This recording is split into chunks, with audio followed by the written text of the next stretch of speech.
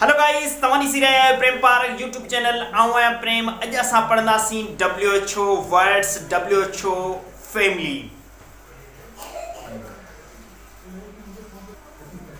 अॼु असां पढ़ंदासीं WHO वर्ड्स में असां टे कोर्स ऑलरेडी करे चुका आहियूं। अॼु असां पढ़ंदासीं विच ऐं वाट। इन ॿिन्हिनि में डिफरेंट छा आहे, इन जो इस्तेमालु छा आहे, उनखे सवालिया तौर कीअं इस्तेमालु कंदा आहियूं, उहो अॼु असां पढ़ंदासीं इज़ी तरीक़े सां ताकि सम्झी सघूं।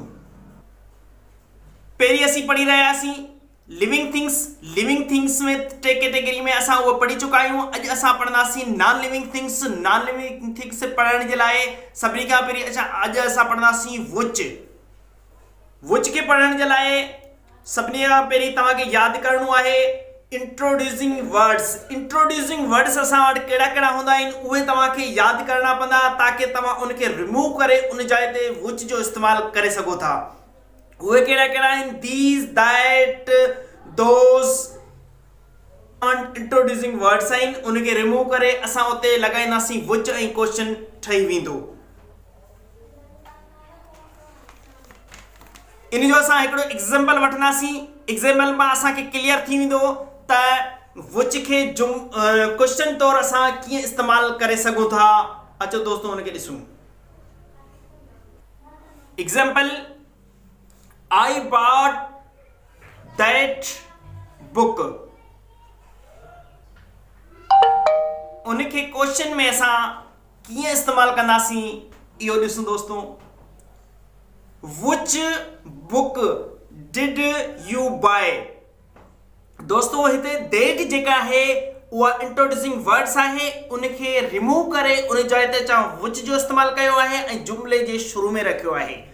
ॿी हिकिड़ी ॻाल्हि आहे, आई खे यू में तब्दील कयो आहे। टी जेका हिन में ॻाल्हि आहे त असां जेके पास्ट टेंस खे क्वेश्चन तौर या इंटरोगेटिव तौर यूज़ कयूं था त डिड खे जुमले जे अॻियां रखंदा आहियूं। इहे टई कानून हिते लागू थिया ऐं इहो जुमलो ठही वियो। हिकु ॿियो एग्जाम्पल वठूं था असां जंहिं मां तव्हांखे क्लियर थी वञे त विच खे क्वेश्चन तौर कीअं इस्तेमालु करे सघिजे थो। He had solve those colours. इनखे क्वेश्चन तौर असां इस्तेमालु कीअं कंदासीं।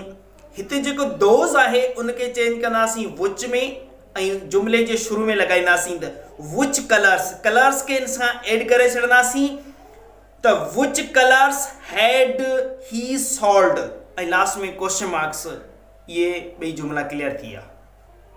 हाणे असां पढ़ंदासीं वाट खे सवालिया तौर जुमले में कीअं इस्तेमालु कबो आहे उनखे असां चङी तरह ॾिसंदासीं ताकि तव्हां इज़ी तरीक़े सां हिनखे सम्झी सघो ऐं सिखी सघो। हाणे हिते असां जेके ऑब्जेक्टिव हूंदा आहिनि असां उनखे रिमूव करे उते वर्ड जो इस्तेमालु कंदासीं ऐं जुमले जे अॻियां रखंदासीं। आई wanted a new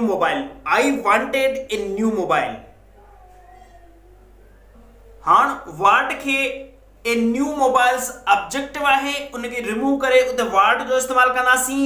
What did you want? इहो असांजो क्वेश्चन ठही वियो। असां हिकिड़ो ॿियो एग्जाम्पल वठूं था दोस्तों जंहिंमें असांखे क्लियर थी वञे।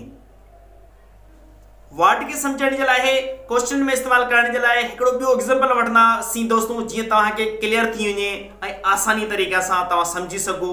त अचो दोस्तों उनखे असां ॾिसूं। She will sing an old song। She will sing an old song।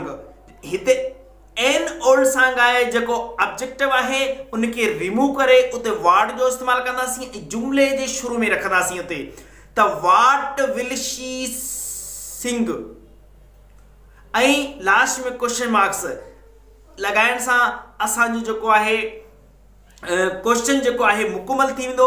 दोस्तों तव्हांखे हिते हिकिड़ी ॻाल्हि ॿी ॿुधाईंदो आहियां। असां वटि हिते जेको वाट ऐं विच जो जेको इस्तेमालु थियो आहे त वाट जेको आहे मेनी ऑप्शन में इस्तेमालु कयो वेंदो आहे ऐं विच जेको आहे लिमिटेड जेके चॉइस हूंदी आहे उन में इस्तेमालु कयो वेंदो आहे ऐं क्वेश्चन तौर उहे ॿई जुमला असां वटि यूज़ थींदा आहिनि।